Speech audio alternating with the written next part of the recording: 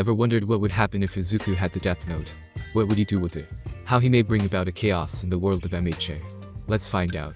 Before we start, I want you to like, share and sub. This would really help. Let's begin. Izuku sits on a crowded train, on his way to work.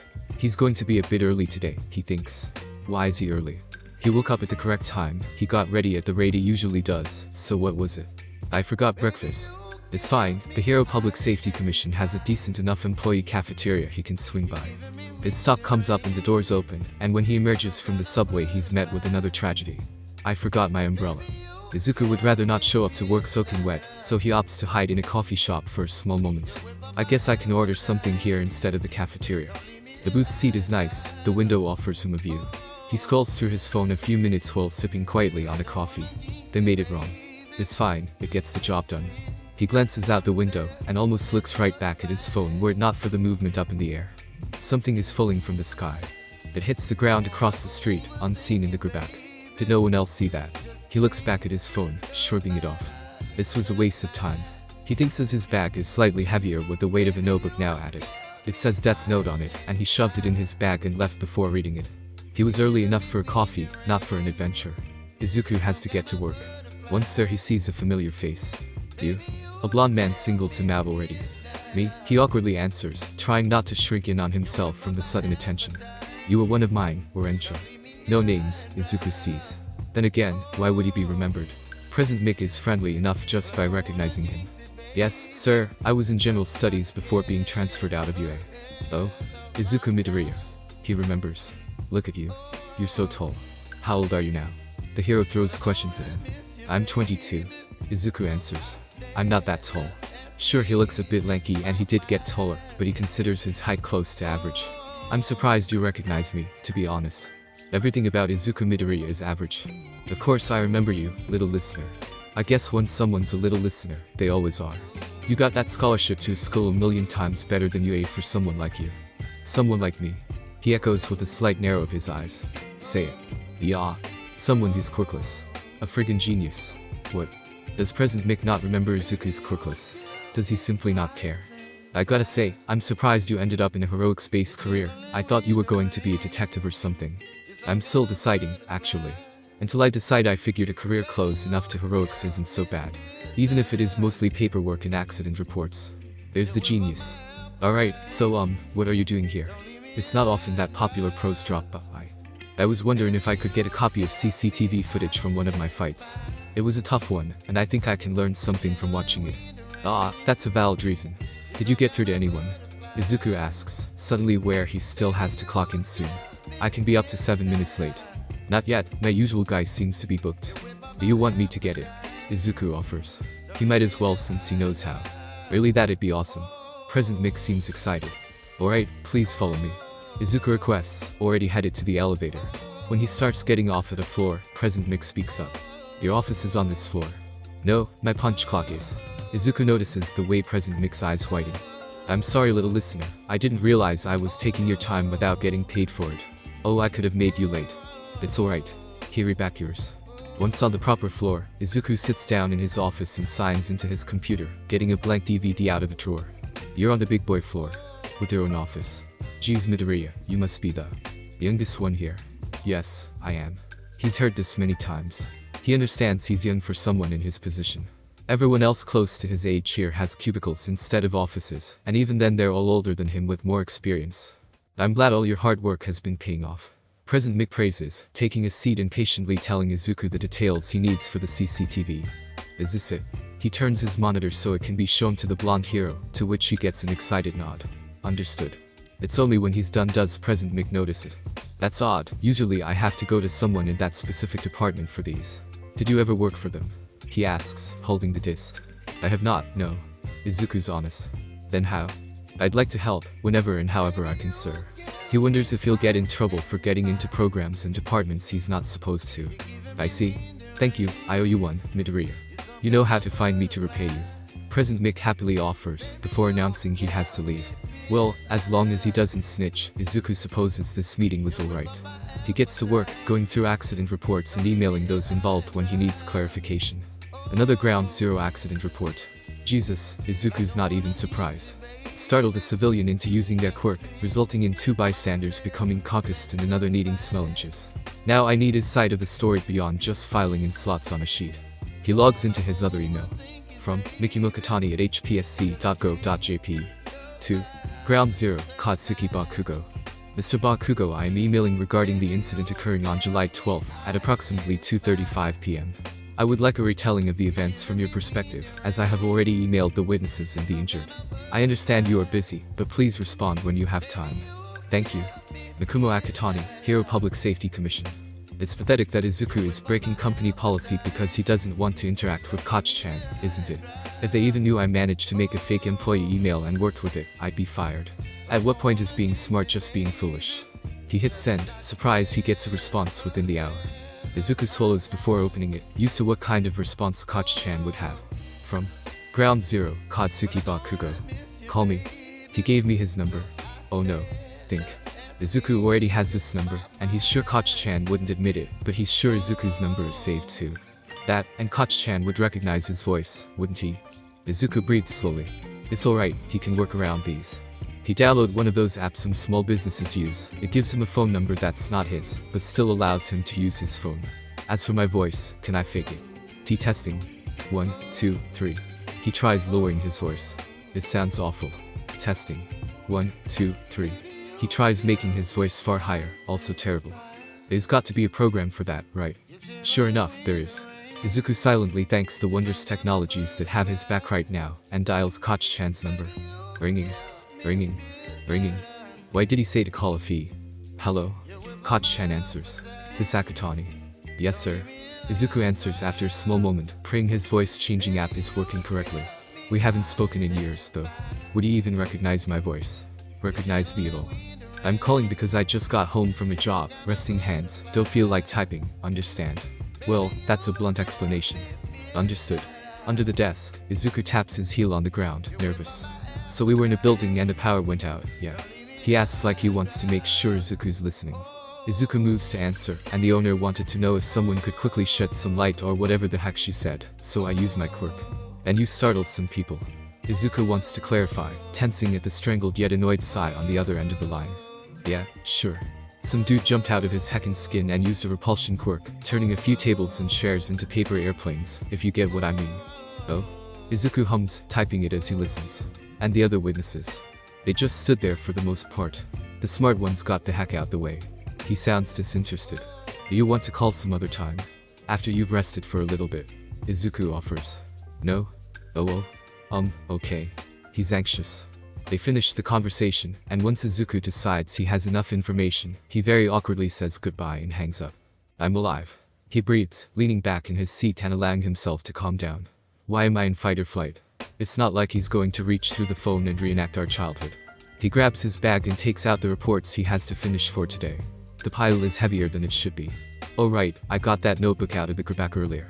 That note, it's written on the black notebook in silver. It's in English. Opening it shows him a lot more English, and he's suddenly grateful he did well in his clabacks. The human whose name is written in this note, she'll die. I'm sorry what? He looks around, keen to find the hidden cameras or something. Someone must be playing a prank or hoping to trick someone. If the cause of death is written within the next 40 seconds of writing the person's name, it will happen. This is pretty detailed for a prank, isn't it? If the cause of death is not specified, the person will simply die of a heart attack. A heart attack. He flips through the pages, finding it's never been used. No proof that it's real. Really, it's a shame this prank wasn't fully committed to, or else Izuku might have actually been scared. You don't look like you believe it. A gravely voice asks behind him. Izuku stiffens and doesn't move. He looks up into the monitor of his computer, seeing a large figure behind him. He screams. Izuku's on the floor making a break for it and scrambling out of the room. His coworkers are already out of their respective offices too, staring at him as he hyperventilates. A pair of hands settle around his shoulders. What's going on? I know this source. They chalks. He squeals, still trying to back away from the intruder in his office. Oops, did no one tell you guys I was here today? I got a bunch of meetings near top floor. Though someone screaming in peril ruffled my feathers a bit. Right. Vibrations. I must have been an awful distraction for him. I'm so sorry. I'm sorry. Izuku blurts out. There's someone in my office. They weren't there before. Ox is in the office before he can finish talking. Izuku ignores his shaking legs and gets up, following behind the man. The person is just floating there. Something isn't right. There's no one here, kiddo. Hawks hums. They're right there. Izuku points, shivering at the smile he's greeted with by this stranger. Ah, I know what this is. Hawks hums, walking out to the hallway. Everyone relax, I got this under control. Back to work, he says with a small clap of his hands. Employees shuffle away as told, ignoring the security breach before them. You? He points at Izuku. Grab your things and follow me. Izuku does so and follows Hawks without question. Hawks keeps going, walking to a train station and sitting down, ignoring the civilian stares on him. How old are you? 22. Izuku answers, wondering what's going on. By the time I was 22, I was the number 3 hero. Hawks starts, do you know what that means? That, you're good at your job. Besides that, Hawks laughs, it means I was the youngest in my field, just like you've been the youngest one here since stepping out of high school. He knows who I am. You know who I am? Of course I do. You like the me of the HPSC. Does that make sense? I think that makes sense. He pauses, what I'm saying is, being young and responsible for a lot is tough. Does Hawks think I'm having a breakdown? Did you not see them? Izuku asks, furrowing his brow. Hawks sets a gentle hand on his shoulder, and Izuku knows what he's going to say. There was no one there, Midoriya. Izuku unlocks his door and walks in, throwing himself on his sofa and dropping his bag on the floor. I can't believe I got sent home. Maybe that person has a weird quirk. Who knows what that might be, but Izuku knows what he saw. You look beat. A voice says from within his apartment. It's them. Izuku's head shoots up and he gawks, suddenly aware that this person was capable enough to break into his apartment and follow him without being noticed. Who are you? Izuku asks, trying to keep the fear out of his voice. They start, giving a spin as they speak. I'm the Shinigami attached to your death note, Raik. What? He's lost. Shinigami. This is one bizarre trick. That notebook belonged to me, but since you picked it up, it's yours until you lose it, or keel over. Go on, test it. What do you mean test it? Izuku sputters. This person is floating off the ground using wings, not to mention they must have some sort of invisibility or stealth power. What's your quirk? I'm a man of many talents, but I wouldn't call myself quirky. Raik chuckles, relaxed with the face. I studied up, for lack of a better word. I don't have a quirk. I'm not from this realm. Not from this realm. Izuku echoes back. You're saying you're really a god of death. A real Shinigami. Ding ding ding. Raik laughs with finger guns. Go on, test it out. Why was I the only one that could see you? There's so much to ask he doesn't even know where to start. Well, you were the only one to touch the notebook. Raik shrugs. So if I don't want someone seeing you, I can't let them touch it. Got it. Why is he considering stuff like he doesn't plan on politely asking Raik to leave? Do you want your notebook back? Kid, I told you it's yours. Use it. What do you mean use it? This can't be real. Izuku says. Here, take a look at this. Another notebook gets tossed to him. It looks old, and its pages are full and has many pages torn. Granted it's not the real one. Why not? Some kid burned the real one. This is a duplicate that was made to trick the owner. Looks real, right? Shinigami buddies got a real kick out of this. Izuku flips through the pages, wondering how accurate it is to the original. He sees a few names and pauses before getting his laptop. Where have I read the name Lindell Taylor? He brings up articles. Over 200 years ago, before the age of quirks, there was a being like no other in human history, who had the power to kill anyone deemed as a wrongdoer. The name Kira became a household name in a matter of weeks, and spanned closer to a decade before suddenly vanishing. Kira? No way. Kira. Izuku asks Raik in his shock. You're saying the biggest back murderer in history did it with a notebook? No one had a clue. Raik sounds like he's reminiscing.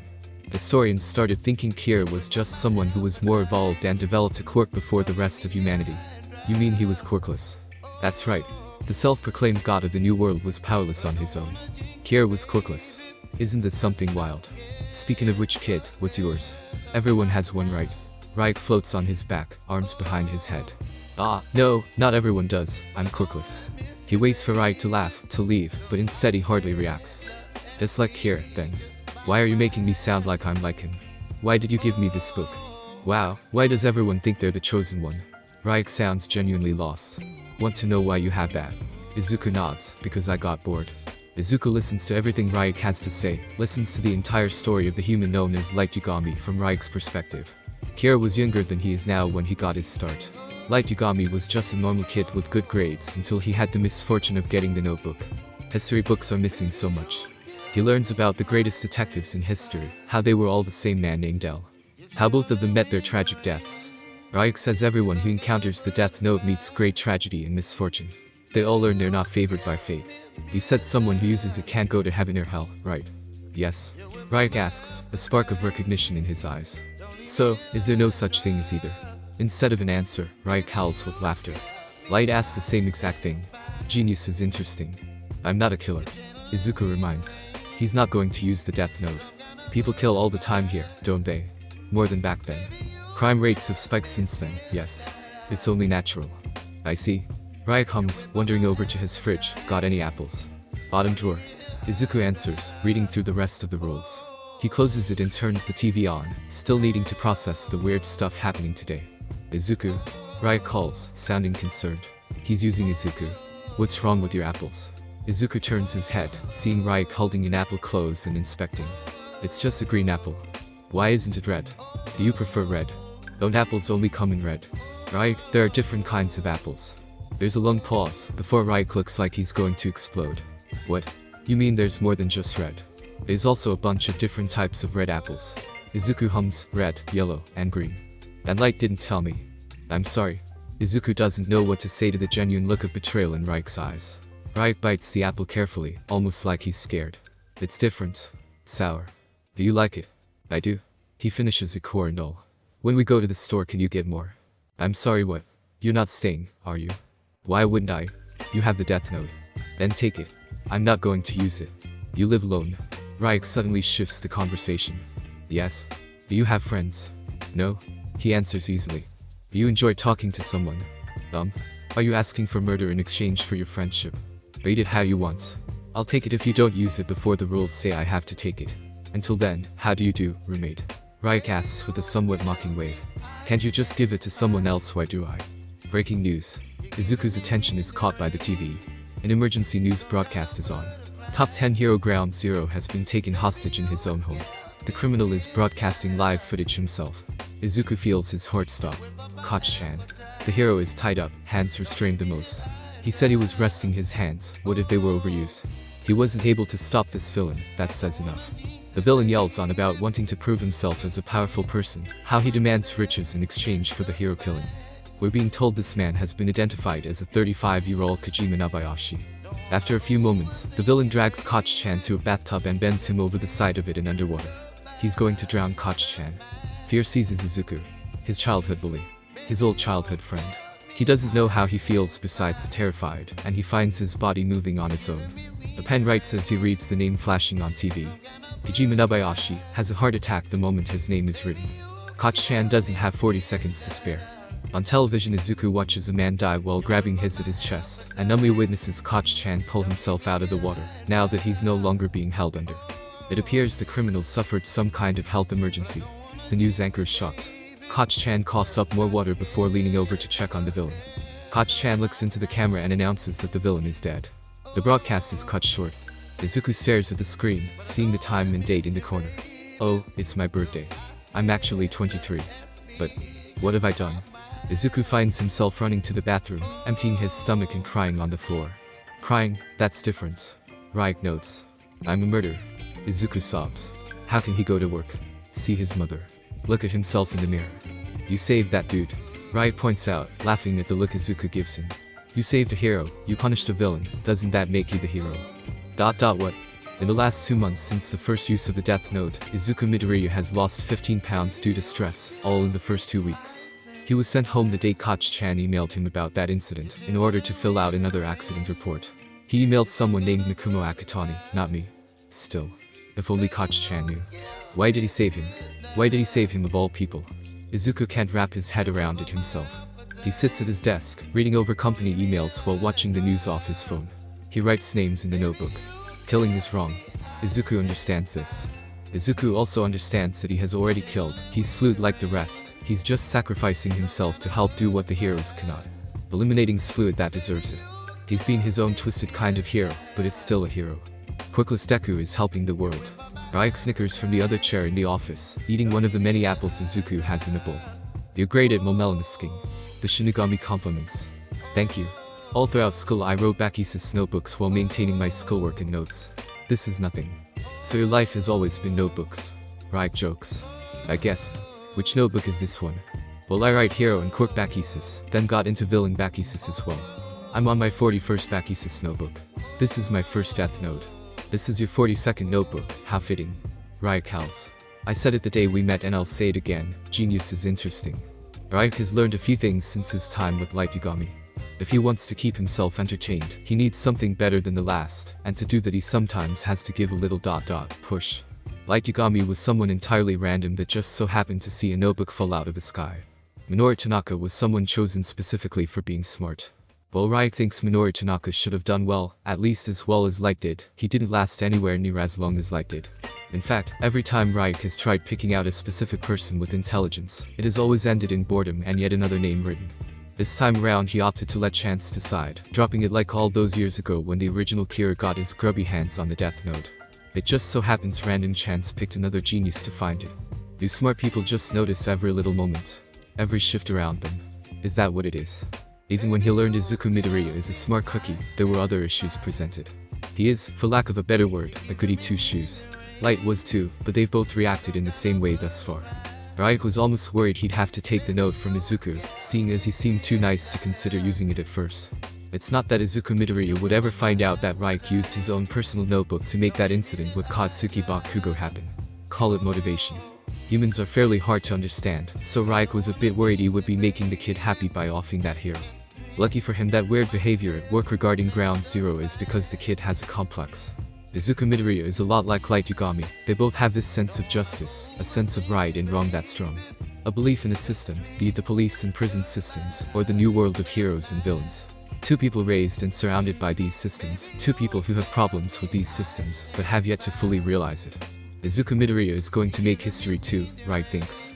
Ryuk only wonders if he's going to aim for a god like dear Light Yagami tried and failed to reach for. Not enough time, not enough caffeine, more than enough paperwork and problems piling up before him.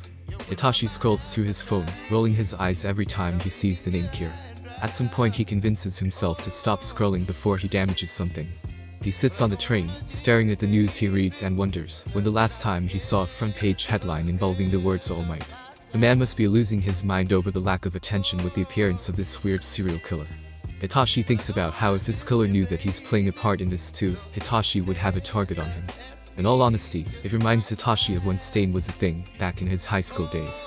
Some weirdo thinking people need to die to make the world a better place, and that they're the one who gets to be the judge of who lives or dies. The internet has been in an uproar trying to figure out if this is really Kira. Hell, they only call this killer that because the killings are reminiscent of the original Kira we all read about in history classics. Hitachi thinks this is just a copycat. One of those people who idolize serial killers for some reason. Only now is it a problem. I'm sorry. A small voice practically squeaks across the train from Hitachi. He glances up, recognizing the owner of the voice. Hitachi pulls the black face mask he wears a little higher up on the bridge of his nose. The stranger backed into Izuku Midoriya, and Midoriya is the one that apologized. Hitachi finds himself amused, thinking about how someone like Midoriya would interact with someone like Kira. Kira would eat Midoriya alive. For a while, Hitachi thinks he hated Midoriya. His entire time at Jue High School infuriated Hitachi, and Midoriya has no idea he even exists. The train stops at the station and Hitachi stands to leave, noticing Midoriya also getting off here. He also notices that they've been walking in the same direction for the last 3 blocks. Weird, Midoriya hasn't so much as glanced at me, even when it seems like I'm following him. Is he really that oblivious to his surroundings? Geez. Hitachi reaches the Hero Public Safety Commission and finds himself confused when he sees Midoriya enter, but not stay on the bottom floor. All the younger people starting out are on the bottom floor. Where is he going? In fact, he gets stuck in the same elevator as him. The ride is silent and tense. Hitachi is outright staring at Midoriya because he can't for the life of him figure out why Midoriya hasn't spared so much as even a glance towards him. They get off on the same floor as well. I wasn't following him intentionally, but Hitachi is curious. He pretends to turn a corner when Midoriya goes straight, following him when some distance is gained. Midoriya knocks on a door, opening it when called. Once it's shut, Hitachi slinks up to it and listens. There's our favorite worker. An older voice greets. How are you this morning? I'm good. Midoriya answers, sounding nervous. Then again, Hitachi thinks that's just his natural state. Good. I see you have lots of folders. The voice is inquisitive but not surprised, like this is standard for Midoriya. I do. Folder 1 is characteristics of Kira that were made public. Folder 2 is my own personal backthesis on Kira. Folder 3 is backthesis, based on what the public currently knows about this new killer. You're saying that like they aren't the same person. Well, Midoriya trails, being put on the spot. It's just that if Kira actually had manifested a quirk and that was his killing method, then I don't see what kind of quirk would also make him live to be over 200 years old. Sure, there are possible other methods, but for now I'm ruling it out. I see. Carry on then. Right? Midori exhales shortly, sounding like he's compassing himself. The guy is rather expressive, even in voice alone. Folder number 4 is my personal backthesis on the new killer, and folder 5 is pointing out similarities and differences between the two killers. There's a lot of paper here. How long have you been writing this all? You backlined this to me on August 5th. I have been working on it every night since. Jesus, it must be a lot. Just as expected. Thank you. What? Why does he sound like he's been complimented? Is Midoriya's weakness being taken advantage of? Are you prepared to continue helping this case? There's a long pause from Midoriya. Well? The voice asks again, pushing their impatience. The answer is no if I'm expected to continue on with my other responsibilities. What are you trying to say? Are you not grateful with how much we trust you? They're manipulating him, aren't they? I'm grateful. I've been nothing but grateful since being given this job and position. I'm just scared that if I can't give my full attention to this project, then I won't be able to give my top backthesis. Come on. Say you need time for yourself. Stand up and tell them you need to be paid more for that kind of devotion and labor. Stand up for yourself. Hitashi is frustrated just hearing this. Oh? There's someone behind me. He listens as if he doesn't know, hearing that the other person has gone silent. What do you want with our resident bunny rabbit? The voice quietly asks. Hitashi turns. Oh. Hawks. He greets, pulling off his mask. I'm Hitashi Shinsu. I hate that. Hitashi bluntly admits. Noted. Hawks chuckles. Hitashi thinks back a moment. Bunny rabbit. You've been spying, yeah. Midoriya is like this building's pet. Fluffy little bunny can't do no wrong. Seriously, he'd apologize to a vending machine if it ate his money. I'm not spying, just standing here quietly with your ear up against the door listening to their conversation. Okay, so it looks like spying. Hitashi sighs, rubbing the back of his neck. Don't worry, lots of people are curious about Midoriya like that. Really? What's your reasoning? Hawks asks with one eyebrow. Hitashi explains the walk from the station to here, and how Midoriya never once looked at him. Oh, that. What do you mean, oh, that?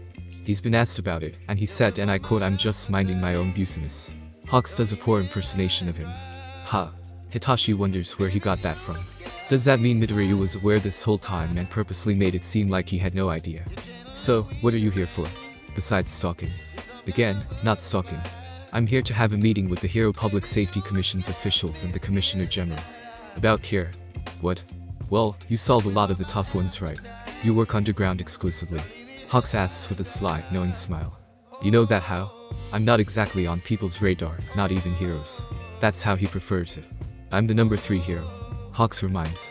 I know everything about everything, well, not everything. I don't know how to do my taxes, or how to drive, or balance my meals, or how maintain a normal bedtime, or... I get it. He doesn't know how to do his taxes. Then again, he likely has had people to do them for him. Why would he have to? At the sound of it, they're wrapping up the conversation. You might want to scram. Have you been listening to their conversation while maintaining ours? Even Hitashi isn't that good yet. Again, number 3 hero. Right, well, if you'll excuse me.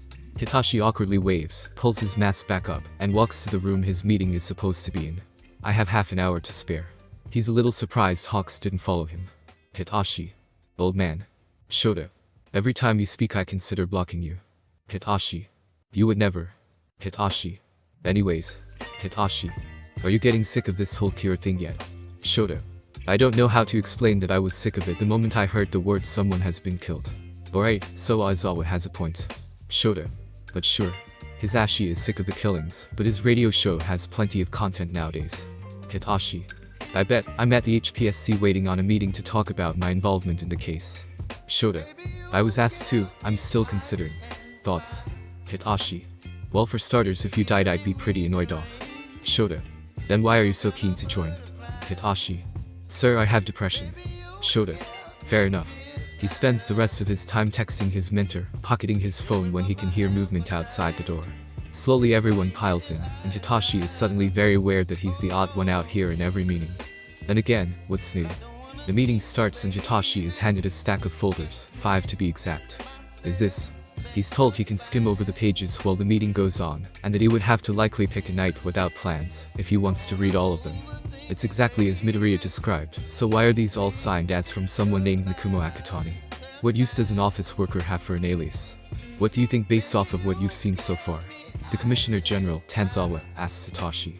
It's very well written. Where did you get these? He sounds sincere enough. Doesn't it all sound like he's prying at anything? We hired someone who specializes in bakisis. The man answers. They're making it sound like this isn't just one of their employees. I would like to meet them, if I'm being honest. These are top-notch, but personally I think I'd like an in-person explanation.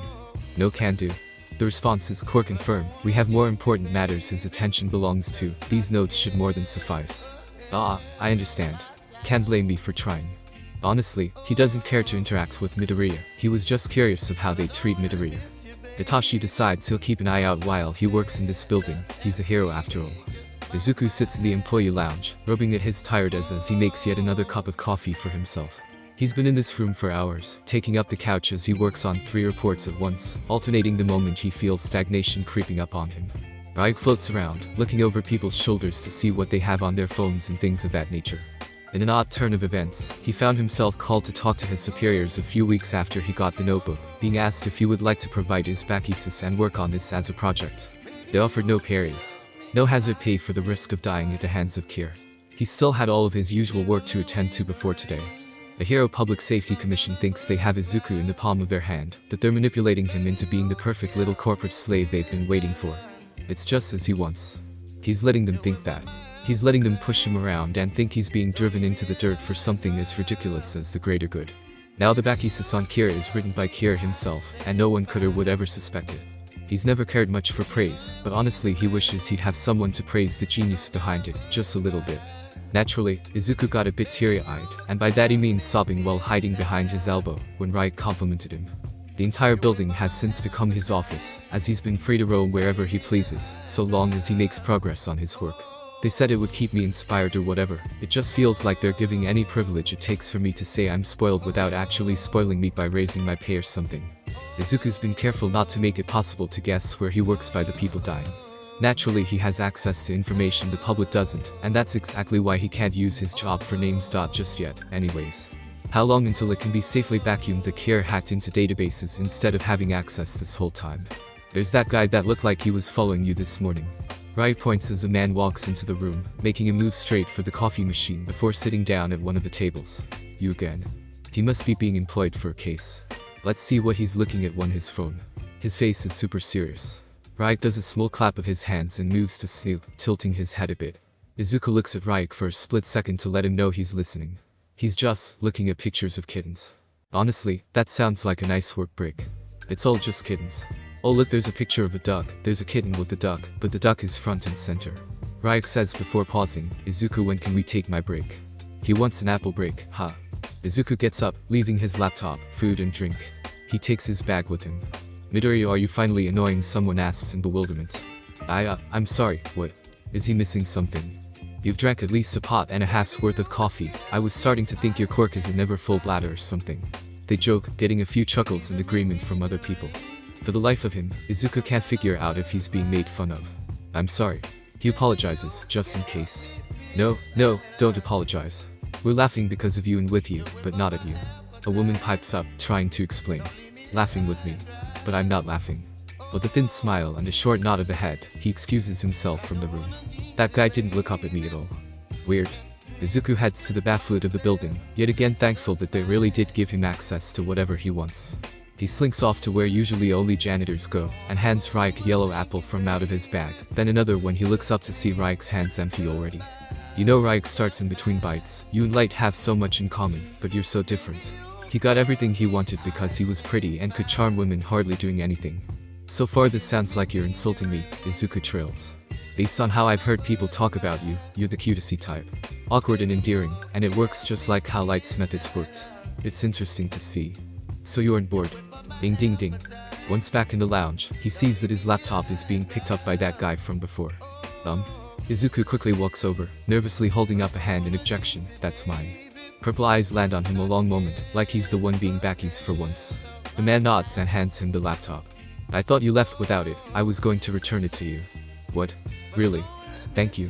He says, that would be nice of you, but you can leave it if it happens again. Chances are I'm coming back. And if you don't come back. The voice is tired. Literally. It sounds like he's on the verge of falling asleep or something. Then you can still leave it. I wouldn't want someone wasting their time on me. He admits. Helping someone is never a waste of my time. Just like that, the man walks off. Izuku agrees with the sentiment. He helps those he can now. Raik is absolutely baffled with how much Izuku takes after his mother. He sits beside his mother, eating his dinner and watching TV. For once she doesn't have a late-night hospital shift and took it as a sign to see her son. He was starting to miss her, so he's grateful he was thought of. Henny, have you been getting enough sleep? Mom asks, pointing a chopstick towards his eyes. I think so. He tries, knowing full well he isn't. Then again, he's never been the kind of person to get a full 8 hours. His mind has always been moving too fast. Think isn't going to cut it, mister.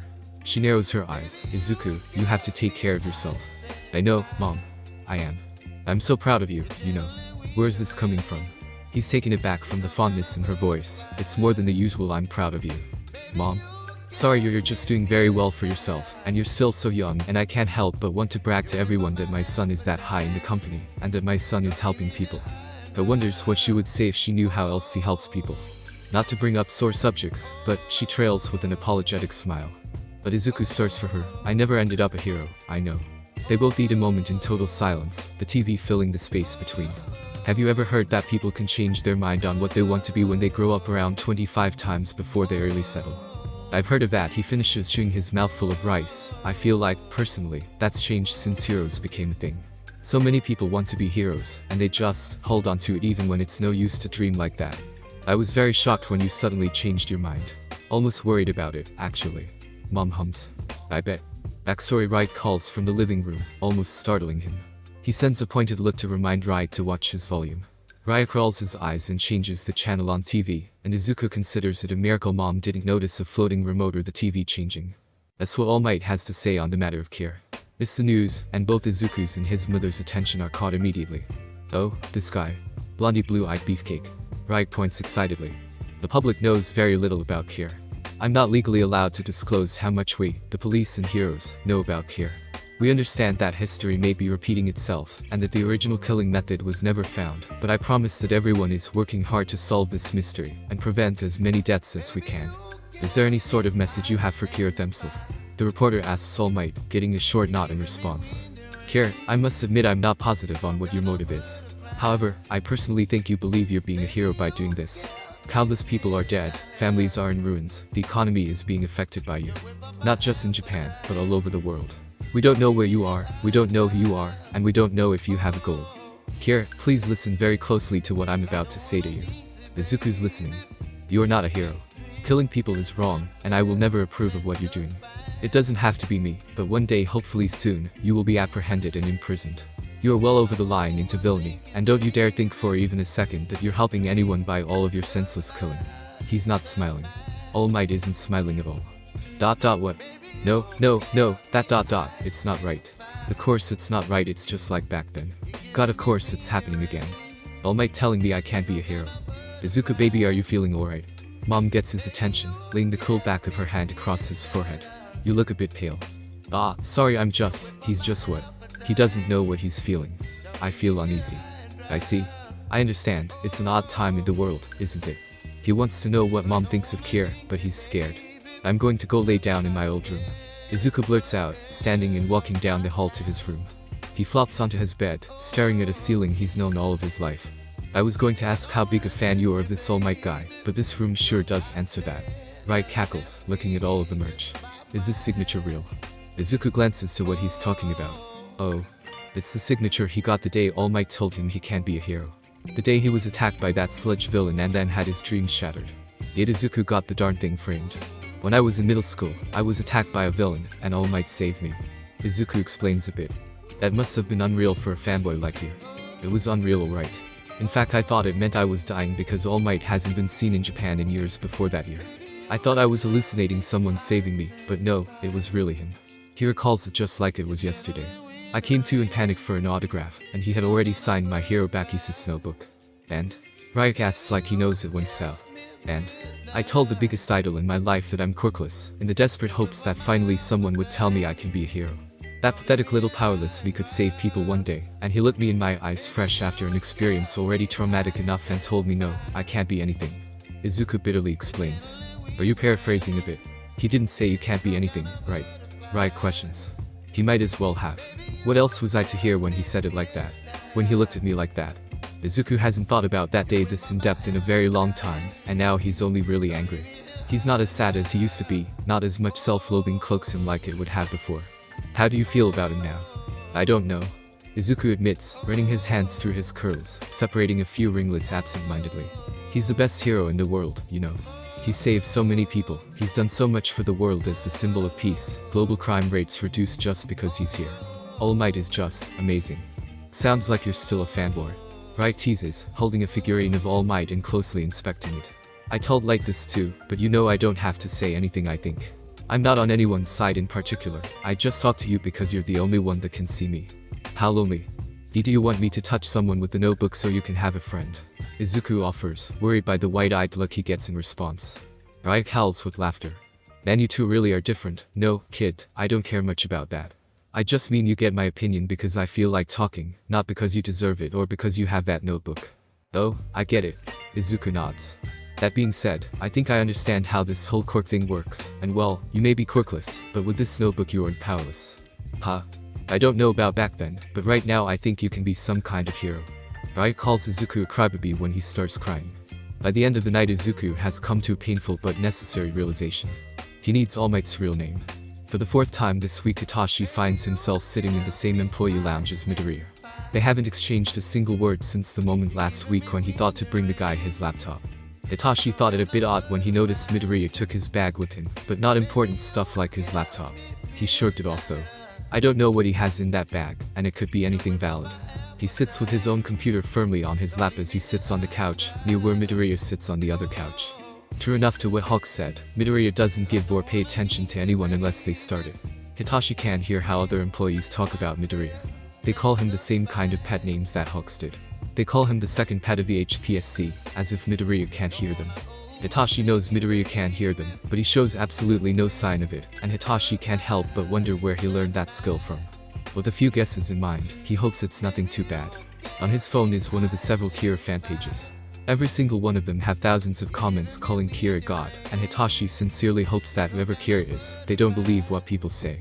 Crime rates have been reducing since the appearance of Kira. The media has been framing it as almost a sort of compemilonion between Kira and All Might to see who has affected the crime rates more. For everyone's sake, Hitachi really hopes Kira isn't someone who's childish and hates losing. The last thing they want is for someone with Kira's power to feel challenged. Hitachi glances up at Midoriya and freezes. He looks like he's trying to listen for something, before fear settles on his face. Turning his attention to where Midoriya is looking, he can hear it too. Faint screaming, the shuffling feet of people running away. Something's going on near them. It's coming this way.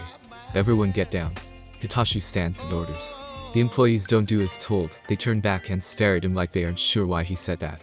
They have to hear it, right? Why would you hacking listen?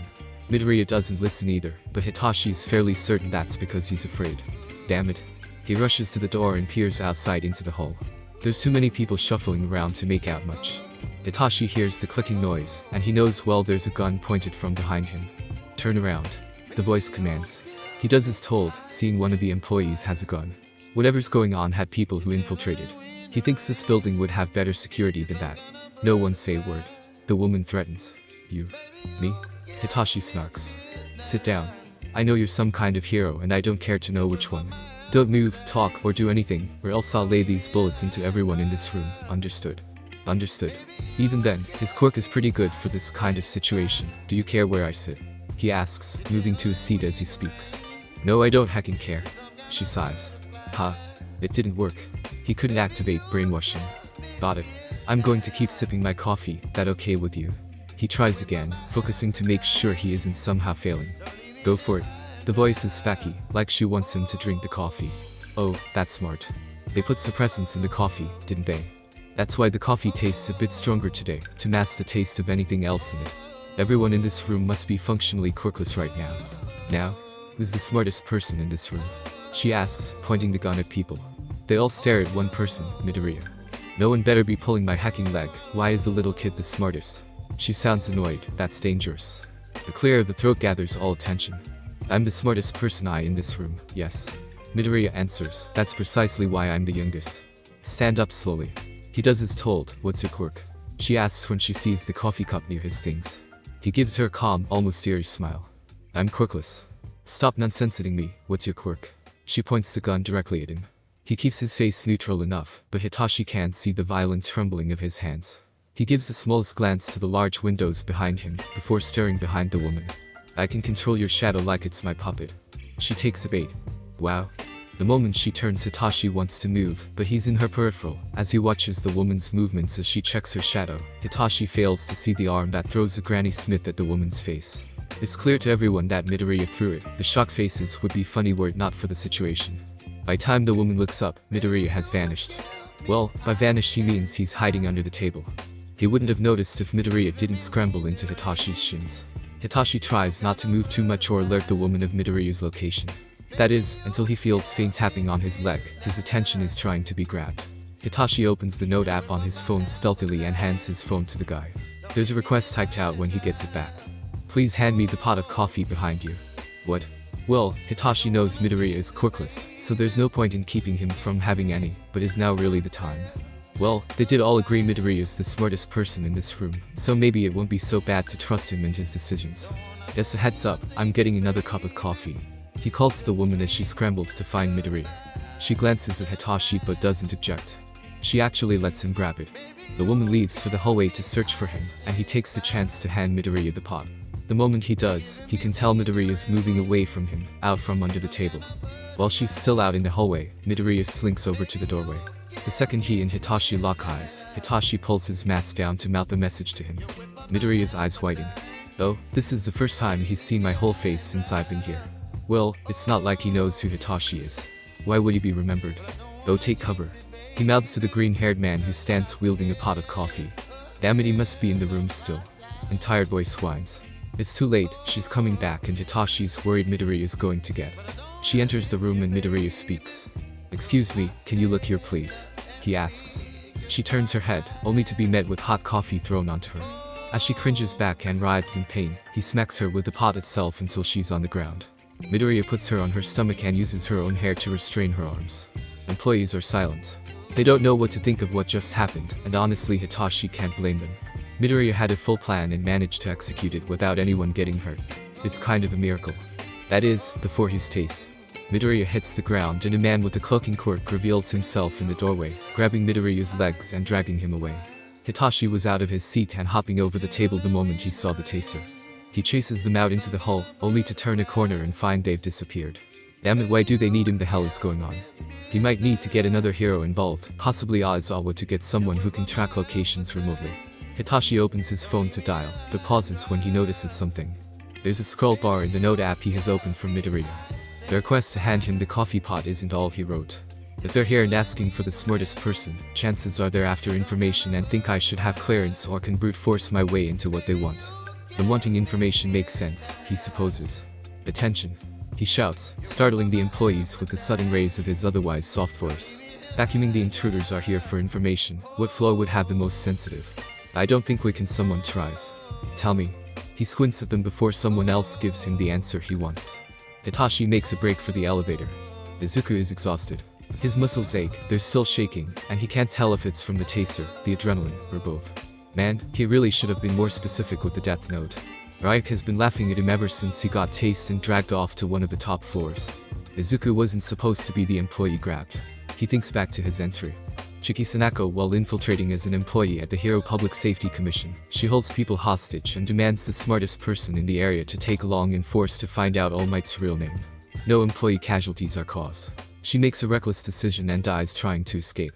Looking back at the rest of the names and people involved, he doesn't think there should be anything wrong with that. They're all criminals. Izuku might as well get use of them before they die. The only thing that went wrong with Sanako was that chance wasn't on his side, and she was in the same lounge as him. Izuku is pulled into one of his higher-ups' offices and sat into a chair, gun pointed at his head. Get into the computer. Not even a please. Even if he wrote no casualties should be caused, he can't help but be fearful facing down the barrel of a gun. Well, he's only human. Okay. He breathes, typing away at the computer. The computer wasn't locked. Luck might be on his side with this one, but it seems too easy. Either way, he has to work fast. What next? He asks. Figure out the real name of All Might. Sanako orders, glancing to make sure no one's at the door. Okay. He agrees, pausing to sound like he's hesitating. He He brute forces his way through a few backwards and locked programs, finding that this database is the same one he has access to at his desk. The only difference is this one doesn't have any restrictions. Search. All Might. Searching. No results found. What? He tries a few more times just to be sure, then goes through every computer file he can. Not only can he not get a name, but he gets 0 results for the words All Might in general. How's he a registered hero if he's not in this database? I don't see anything. He admits, no results for All Might come up. Stop hacking around and get the information. Sanako snaps at him. Oh no. I didn't account for this either. He stares blankly at her. Cut it with the deer in headlights nonsense. God, they gave me a dumb back, didn't they? Before Izuku can object or move, she swiftly knocks him out with the butt of the gun. Hitashi can't see from the window as he sprints down the hallway. The police are swarming the front entrance. Enough of them are in the building. He just has to find where they took Midoriya and possibly other hostages and get out. There's yelling in a room, and Hitashi kicks the door open. I'm telling you, it's not here. A random employee yells from behind a computer monitor at the woman from before. Where is he? Hitashi finds Midoriya slumped over and unconscious on the ground, head bleeding. Hitashi can't tell he's breathing.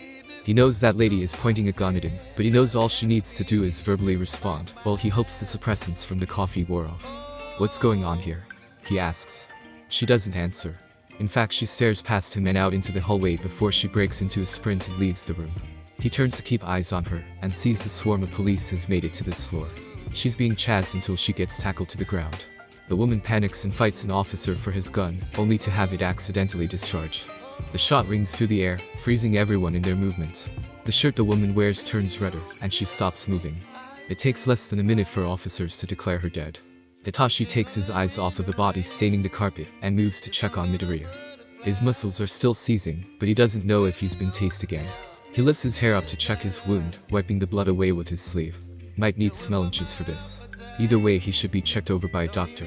But Hitashi picks Midoriya up to carry over his shoulder, freezing when he feels how light the boy is. Quickly he returns to the lounge and grabs his and Midoriya's belongings and walks to the entrance. He's stopped by an officer. Please stand by for an ambulance for this individual. The officer demands, moving as if he plans to take Midoriya.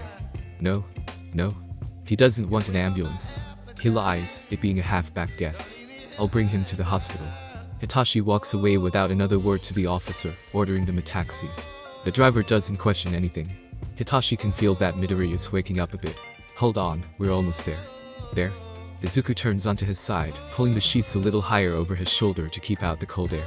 Wait. Sheets. He snaps his eyes open and sits up, grabbing his head with a sudden dizziness, and then letting go from accidentally smacking his injury. Careful. A low voice warns. He looks around, rubbing at his eyes as they adjust to the low lighting. You? He questions, seeing Shinsu watching on the floor. Me? He confirms. Why? Why am I here? You don't seem like the kind to like a lot of people's attention on you all at once. You need time to settle, yeah. Yeah. He confirms. He'd rather not go to a hospital if he's not that hurt. Thought so. You don't need smellinches for your head, so I dress the wound. There's medicine on that table you can take if you're in pain. Right? He thinks, is this your apartment? Yep. It's nothing much. Shinsu confirms. The man gets up and sits beside Izuku on the couch. Now he has no mask on, no hood, nothing to cover up his face. I should probably introduce myself. What? Hitashi Shinsu. Izuku beats him to it, confused at the momentary wide eyes he gets in response. Why would I not know you? Well, no one is supposed to know the underground people. He attempts, poorly hiding his reasoning. You thought I forgot about you? That I don't remember we were in Janet together before I left you, eh? The nervous chuckle from Shinsu is telling enough. Not only that, but you know where I work. I know heroes. But I'm you. The term underground heroes still has the word hero in it. Izuku points out, taking 2 ibuprofen. Besides that, how are you feeling? I'm sore. And mentally? I don't know yet. He lies. Izuku is honestly a bit frustrated that no one could get All Might's real name. Is it in a paper file somewhere? Is it in America? This is harder than he thought. Then again, he can maybe add public pressure. After all, he knows at least some of the public would like knowing All Might hides his name from even allies. It feels underhanded and dirty, but he has to. Are you listening? Shinsu taps his shoulder, getting his attention. Izuku reddens a bit. I'm so sorry. He blurts out an apology. I got lost in thought. It's okay. Shinsu tiredly responds. Are you up to talk about what happened? That fast? They wanted to know All Might's real name. He answers, looking down to pretend it's distressing to him. All Might's? Why would they care for that? The look he gets seems like Shinsu wants his sincere thoughts. In a televised event shortly after the original Kira emerged, the world-famous detective known as L challenged him. He told him to kill a man who sat in front of the camera with the nameplate Lindell Taylor written on it. It was set up to make Kira think that man is L. And Shinsu leans forward, not at all put off by the watered-down history lesson. The man died of a heart attack within a minute of challenging Kira, live on national television. And then what? Shinsu asks, knowing there has to be more. He seems genuinely interested in what Izuku's saying. It's an odd feeling. Then the broadcasting kept going. It cut to another screen where L, the real L, said he wasn't dead, and that it was a trick to determine his location. He told Kira to kill him, but he never died. Why not? Kira is thought to need a name and face to kill. So that's where All Might's real name comes in. Shinsu mumbles under his breath, putting the pieces together himself. There's a moment where it looks like Shinsu is realizing something before he abruptly looks up at Izuku. National. Ha. He said national broadcast, not international. He points out. Oh, I don't think this can be used against me. Apparently L had a hunch Kira was in Japan, in a specific region, and broadcasted there first. If he didn't get responses, he would have moved on to other regions until he did. Do you think we could do something like that here? Shinsu asks him a bit too sincerely. We? Oh? I'm getting ahead of myself. You need to rest and recover from today anyway, so maybe. Shinsu, I want to know. He admits. I had been meaning to ask you if you'd like to join me in investigating the identity of this snake here. What? I had been meaning to ask you if you'd like to join me in investigating the identity of this snake here. Hitashi forces himself to ask despite how awkward he feels. Midoriya stares blankly at him as if he's in shock. I knew it, this was too much. I'm sorry, Midoriya asks like he doesn't understand. I've been hired to find the identity of Kira. That's why I've been at the HPSC every day. Until the case is over, I'm considered an employee there. He explains, still being gawked at. Oh? The voice is small, almost unable to be heard. I want you to help me. Why me? Are you serious? He can't help but laugh, look at yourself. You're a hacking genius and you're already providing better backassists than anyone else I've spoken to, and you're hardly even trying to. Midoriya, you're what I need. I don't want to be in your way. Midoriya averts his gaze. I think with your help, everyone will be able to find a way through this case. I think you'd give us a fighting chance against Kira. I don't know about this. Why is he so stubborn? I read your backassis. I was given all 5 folders, and they have been the only thing I can trust to reference while I work. That's not. I know you use the name Mikumo Akatani for things like that. Why? I just thought when dealing with Kira, it'd be safer to not give my real name out. You know, in case it's an inside job. Smart, but nothing indicates it being someone who works there. Otherwise there'd be no need for what happened today. What's the point in making a scene like that? So, you were eavesdropping after all. Ah. Busted. Yes, I was. I'm sorry, it was inappropriate of me, but I was just curious of you. Hitashi feels Emberback being caught snooping like that. It's mostly fine. Everyone there is curious of me. Midoriya confirms, even Hawks is, it's bizarre. Genius is a bizarre thing. He points out, feeling relieved at the nod he gets from Midoriya. It's weird, now that I think about it. Hitachi realizes. What is? I don't think I've ever seen you talk so much without being forced to. Being forced to, Midoriya nervously chuckles. Like in school. You present or talk about stuff, but only because you had to. I don't think I've ever willingly seen you speak so much. Though, I fixed that about myself, he trails, ears turning a bit red. Fix? Huh. What does that mean, Midoriya? I had this habit. He mumbles, before clearing his throat and forcing himself to speak up. I would mumble and mutter all the time. I would just get so lost in thought that I didn't even notice I was talking out loud. Now that Hitachi thinks back, he can recall a few times where that's happened in the start of their first year. He can also recall how utterly humiliating it was for Midoriya when it was called out or he was mocked. Hitachi admits it felt kind of annoying at first, but the annoyance faded very quickly. He stopped doing it. Hitachi remembers. Yeah. I taught myself to keep my long strands of thoughts and backassis inside of my head only, and I guess as a result I stopped talking as much as I used to. Not that I had anyone to talk to anyways. Right, Midoriya never had any friends at UA either. There might have been some sense of solidarity between he and Hitachi, if it weren't for the fact that Hitachi actively chose to have no friends. He had his goals to work towards, and that was all that mattered to him. Oh? Hitachi hums. It's not a big deal or anything. I'm just glad I stopped bugging people with it, you know. No? No? Midoriya asks with a genuinely confused expression. As in no, I don't know. He says, Midoriya, I liked when you mumbled on like that. Hitachi wasn't prepared for the way Midoriya's face subtly reddens, and he looks away. He decides to keep speaking. If I wasn't actively listening to you, it was a nice background noise. When I did decide to tune into whatever topic you were on, I found myself borderline amazed. You were so smart and full of ideas, and you thought in ways I've never considered before. It's been so long since Hitashi thought about it. It feels like it was so long ago. If you're trying to make me feel better, you can stop. The voice is low and defensive. Hitashi feels a bit bad when he sees the tears collecting in Midoriya's eyes. You think I'm joking? Hitashi realizes, hurt for Midoriya when he gets a nod in response. If you think you can win my help on this case with your flattery, you thought wrong. No, Midoriya, I mean it. To be honest, I don't think I would have gotten into the hero course if it weren't for you. I don't know how we ended up having a heart-to-heart. What? The things you said. The ideas you had were either so hacking out there but still made logical sense, or so painfully simple it made me feel dumb. I started thinking differently about finding solutions to my problems. I realized there isn't just a single proper way to win. Anything's fair in heroics. Anything's fair in heroics. Midoriya slowly repeats, eyes on the ground. He stares a long while before looking up at Hitachi again. Thank you. It's just the truth. I'm in. Ha. Hitashi's confused. I'll join the investigation and work with you. You're kind of a crybaby, you know that.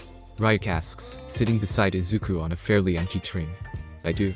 Izuku answers, pretending to be on the phone. Not that people would think anything of someone talking to themselves this day and age anyways. Oh, well, as long as you know. Izuku stops pretending to be on the phone when he realizes no one's looking anywhere near him. He pulls up the news, instinctively freezing when he sees Koch-chan on the screen. Ah. They figured out Koch-chan was saved by Kier. In fact, they're dubbing it Kier's first kill. Which is correct, but it still bothers them. It's confusing a lot of people. They're all wondering why Koch-chan was saved. He has enough controversy surrounding him regarding how he does his job, and no one quite knows if this means Kier approves. I have to throw them off my trail before they ask Koch-chan questions that might point to me. Not that any questions really would, but still. He's a part of Koch-chan's past whether he likes it or not, and that's enough to put Izuku under some kind of suspicion. Izuku blinks a moment at a video of Koch-chan on his screen. Hey right. You and Koch-chan kind of have the same walk, he trails, and the same hairstyle. Once home, Izuku stands in the shower and thinks over what the hell happened today. He can't but think it was kind of weird that Shinsu never took him to a hospital, and instead just took him to his apartment. Even if he did give a reason, it seemed kind of suspicious. Then again, Izuku supposes he's just being paranoid. Izuku Midoriya is going to be part of the investigation tasked with taking down Kier. He almost wants to laugh. Out of the shower, he eats a quick dinner while he continues processing everything. Izuku stares at his ceiling from where he lays in his bed. He just read an email explaining he has 2 days off while his job works out what happened today. He also has an email from a detective Tsukauchi asking him to come by for questioning tomorrow. I'm part of the investigation. He mentally repeats it. How do I move now? Do I frame someone? Make up a person to frame? Do I just give 0 leads and make it impossible to point fingers at someone? Do I make Kier seem like an actual god who's simply delivering divine punishment? No, he can't do that last one. Equating Kier to a god, whether he means it or not, could be seriously dangerous for him. Izuku finds himself thinking about what Shinsu said.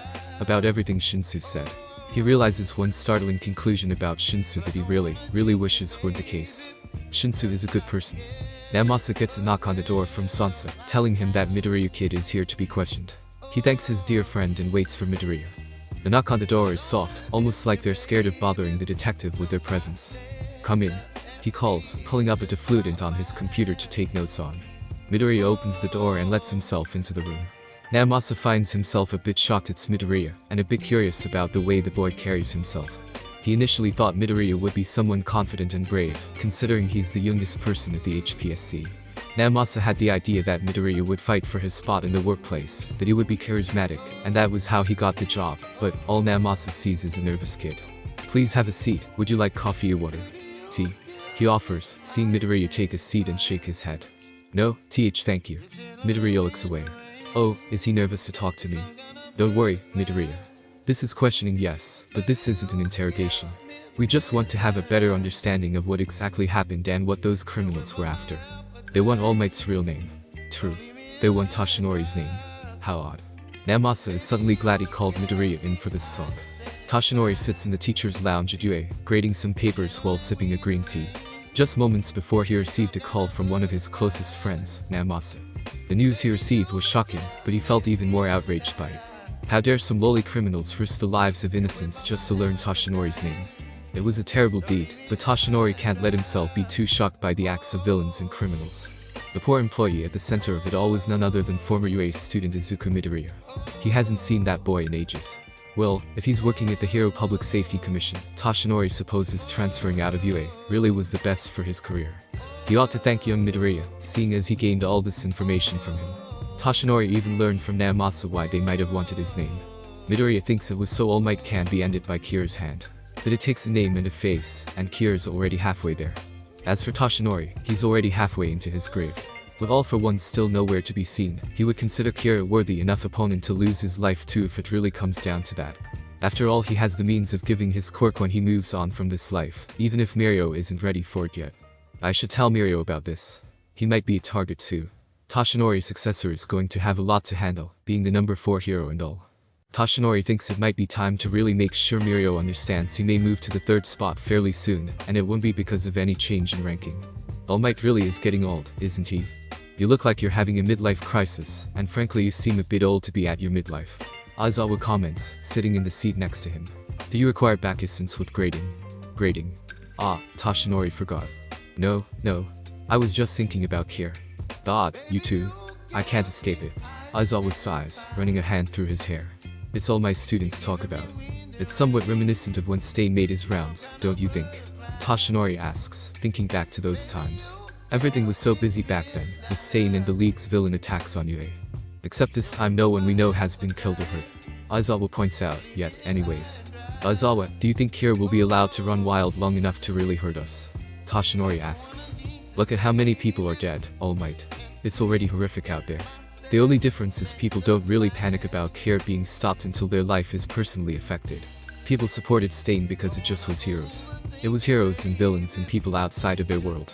Now it's civilians and honestly it's only a matter of time before it's us too. I see. He hums, wondering if the public really does think like this. Where would Kira draw the line? Aizawa asks, when a hero speaks out against them. When action starts. Aizawa narrows his eyes a bit. At what point is a person considered criminal for opposing Kira's ideals? Toshinori thinks about how the HPSC incident happened after he outright spoke against Kira. Aizawa has a point. So, what did you lost in thought like that? Aizawa reminds. Oh? There was an incident at the Hero Public Safety Commission. Oh, that. What do you mean?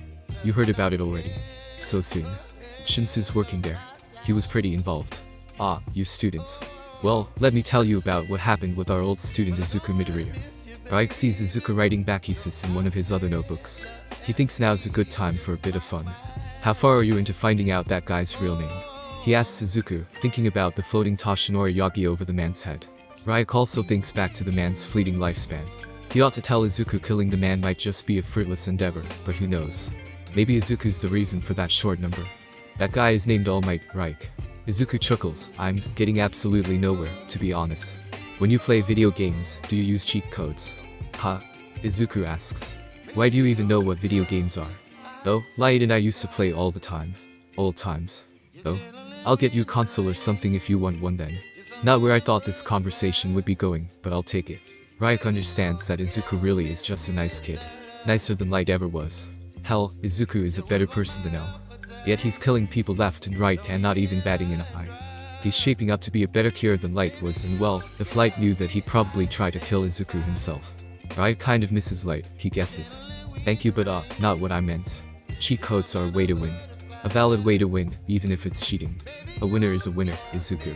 Izuku has since put his pen down, giving Raik his undivided attention.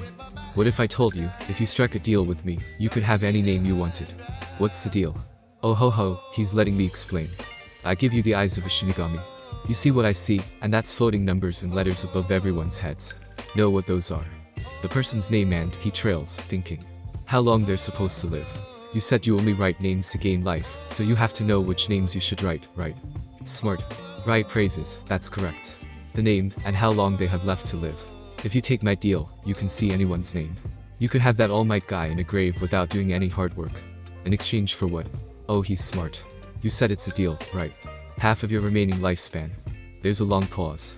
To create a better world, I need to stay around as long as possible, but heroes go into their field ready to make sacrifices. He hums, thinking. I think, for now I'll say no, but if I ever really need it, I might change my mind. Noted. Raik cheerfully answers, amused by his thought of heroic sacrifice justifying it. Besides.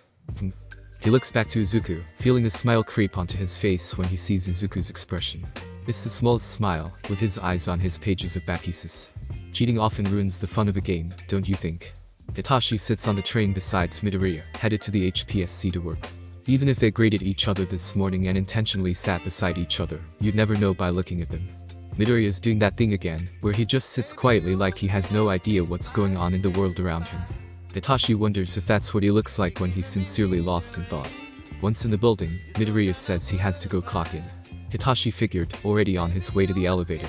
The only thing that baffles him is when he sees Midoriya heading back to the elevator after clocking in.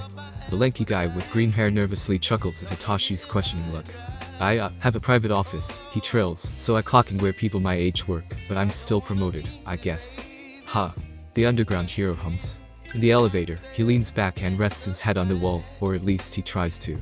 There's a hand between his head and the wall, and he sees Midoriya on his tiptoes. Elevators are very unsanitary. Please don't get yourself sick. Unsure of how to answer, Hitashi simply gives a short nod. Sorry, was that weird? Not weird, Hitashi thinks it over, just caught me off guard. It's actually a bit thoughtful, I guess. Oh? Though, you must be very alert to react that quickly. You can thank my anxiety for that one. Midoriya answers, getting a chuckle from Hitachi. Midoriya's eyes widen a bit, like he didn't expect Hitachi to find it funny. They get off the elevator, and Hitachi follows Midoriya to his office, surprised to see Hawk standing outside of it. Hawk looks between Hitachi and Midoriya before winking at Hitachi. He pulls his mask down and mouths the words "shut the hell up" at him. Hello. Midoriya greets with an unsure tone. Do you need something? I just wanted to check up on you, actually. Hawk seems to dial back on his overconfident tone when speaking directly to Midoriya. Oh you can do that in my office then. He unlocks the door and gestures for both Hitachi and Hawks to have a seat. The office is somewhat small, but nice. Hitashi's sure someone nervous like Midoriya appreciates having his own space to retreat to. Do you want him here for our talk or? Hawks points a thumb at Hitachi. I don't see why not. Anything you have to say you can probably say in front of him. Must not have much to hide, huh? I see. The hero smiles. So, have you been resting? Taking breaks? I know you spent a few more days home since that day I sent you home. I've been trying to rest, yes, but you know, my workload keeps growing, so I have to tend to things. And I'm only adding to it, aren't I? No more breakdowns where you scream and say you see a floating person in your office that's not there.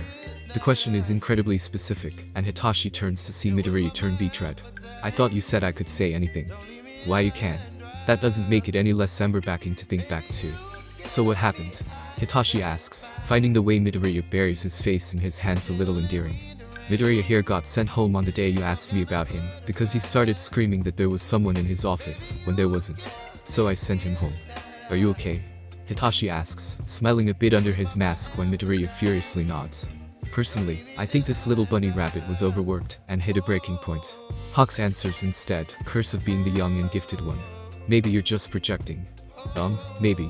Midoriya coughs. I don't know what happened that day, maybe you're right. I don't take many breaks. Do you take any at all? So that's a no. Hawks concludes. That's a no.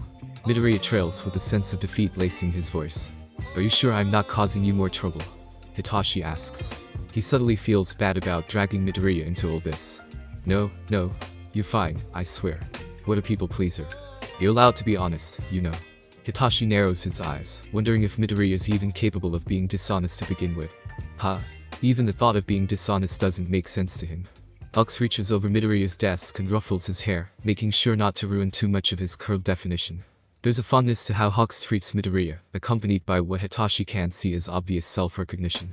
Not a lot is known about Hawks, but from their interactions, Hitachi can guess he was too young to be given the responsibilities he has, just as Midoriya is. He knows, maybe Hitachi is reading too far into it. Another thing Hitachi notices, however, is the way Midoriya flinches back at a hand reaching out to him. He doesn't like the uncertainty in Midoriya's eyes or how instinctual that reaction was. He can't help the several thoughts running through his head about what would cause that kind of response. He wonders what Midoriya's home life was like, what his school life was like outside of the short time he had clabaks with him. Maybe you need to take an official vacation. Hawk suggests. Oh, no, I couldn't. Not with everything going on now. It doesn't seem like Midoriya even considers the idea. Well, reconsider it some other time. Sure. So Hawks changes the subject. What are you two doing together? He shoots a look between the two, and Hitachi sinks back in his seat a bit. He doesn't think Midoriya notices how Hawks is trying to frame it. We're working together on something. Hitachi answers bluntly, sending a glare that only gets a chuckle in response. The Kira case, I presume. Hawks guesses, frowning slightly at the way Midoriya tenses. Relax, it's not like me knowing we'll get you killed or anything. I just know a lot of stuff around here. I know Shinsu here was involved, and so I vacuum that's what you're helping with. He's not going to mention eavesdropping. Oh, I see. Are you going to formally request time off from your other duties to focus on it? I was just planning to take care of all my work while doing this. No way. If you're scared to ask for time off, I'll do it for you. No, you don't have to. I don't want to cause you any trouble. Midoriya's sentence more or less dies off as Hawks leaves the room as he speaks. Oh no. He's doing you a favor, you need to rest more. I have nothing to give him in return for his kindness, though. Hitashi stares at Midoriya a moment. Does your kindness come with conditions? What? No. So why do you think kindness towards you is conditional? Hitashi questions. I don't know. The answer is soft, and Hitashi feels that he knows well why he thinks that. Right, well, just know that I don't ever expect anything from you when I'm being nice. I'm nice to you because I have no reason not to be. You're a very nice person, Shinsu. Hitashi laughs at the way Midoriya says it. You thought I was intimidating, didn't you? It's common with Hitashi. A mix of resting idiot face and intentionally trying to be intimidating has that effect. Midoriya gives a short nod. Well, I tried. I wanted people to leave me alone, so when I looked like I couldn't care less about what's going on around me, I was left in peace. I was left alone without having to do all that. Oh yeah? Why was that? I was just myself. Midoriya shrugs. It sounds sadder than he probably intended it to be. You're being yourself now too, and I don't intend on leaving you alone. Hitashi shrugs. There's a moment of quiet before he glances back at Midoriya, a little unsurprised to see him so red. Wait, that sounded like I was flirting a bit. Who knows, maybe Midoriya didn't take it that way. Oh, hold on, I got an email. Midoriya's already typing. He's fairly fast, and Hitachi hasn't seen him hit backspace at all thus far. I wonder how long it took him to make those folders of backpieces if he's this fast.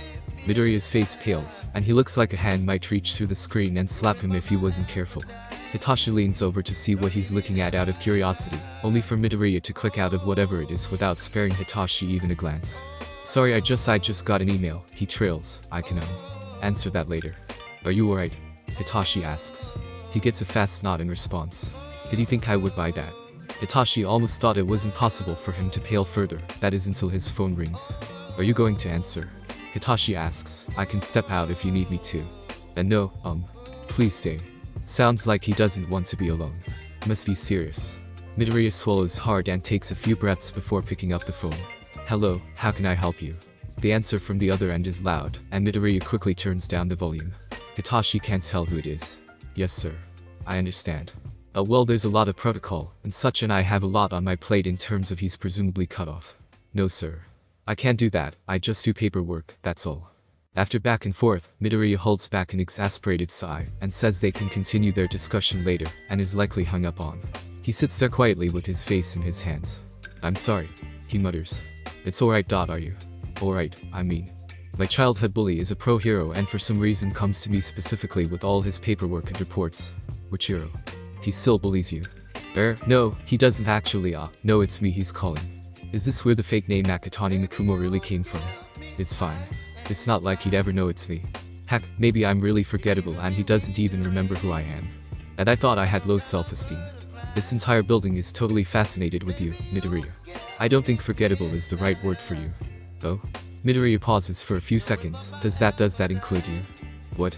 When you say the entire building. I thought I was being too obvious, but I guess not. Yep. You fascinate me. Hitachi responds, watching Midoriya look down. It's not in a bad way, you know. You're just an interesting person. Raik watches the two speak, seeing similarities between Light and L. Light at everyone wrapped his finger, totally charmed by his looks and brains. He would have people swooning for him that he didn't even know existed. Take his college days for example. If Raik had a dime for every person caught drooling over Light, he could afford every apple he'd ever want in life. Even L wasn't immune to his charm. Raik knows what kind of person L was, the kinds of things he'd do to reach a goal. The fact that L didn't take matters into his own hands proves it. If he wanted Light dead, he would have hit and killed. If he wanted Kira locked up, never to be seen again, he would have done it. L was fascinated by Light, just as Light was fascinated by him. They hated their fascinations, Raik thinks, and never spoke about knowing the other felt the same. Izuku is like Light, having everyone focused on his every move without realizing it. People falling for him, not because he's handsome and suave like Light was, but because he's cute and awkward in the same way a newborn animal often is. Shinsu is interested in him, doing very little to hit that fact. The only difference between the two is that Shinsu likely has no idea that Kira is Izuku. He has no reason to suspect this cute little bunny rabbit of being a wolf. That this game of rabbit doubt is going on and that he's a player in it. L dragged on the case until it cost him his life. People could argue and say he didn't, that he was confined by laws to catch light, but Reich doesn't think he was. After all, he'd broken so many other laws in the time Reich watched him. Who knows what else he might have done in other cases to solve them. His interest is what got him killed. His eagerness to say he had to play by something as bendable and stupid as law. That's what Reich hopes to see in Shinsu. His boredom might be stopped for longer if Shinsu hesitates putting Izuku down once he learns the truth. After all, there's no way Izuku would kill Shinsu like Light killed L. He's too kind, even for a back murderer. Reich bets all his apples on Izuku trying to persuade Shinsu to join him, actually. Thank you so much for joining me on this incredible journey today. I hope you enjoyed exploring the fascinating what-if scenario of Deku. If you found this video entertaining and thought-provoking, don't forget to give it a thumbs up, share it with your friends, and subscribe to our channel. Your support means the world to me, and inspires me to bring you more captivating content in the future. Stay tuned for more exciting what-ifs coming your way. Until next time, take care, stay curious, and keep embracing the power of imagination. Goodbye everyone.